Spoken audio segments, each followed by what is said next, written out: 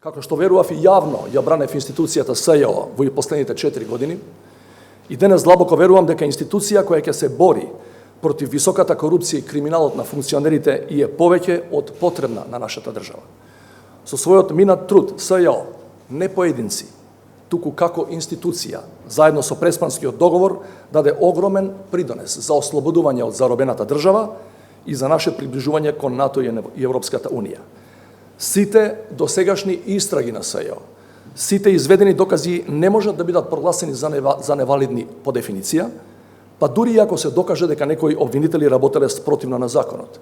Евентуалната индивидуална одговорност на еден обвинител не може да го доведе во прашање огромниот труд на целото обвинителство и сите оние докази кои се изведени во законска процедура.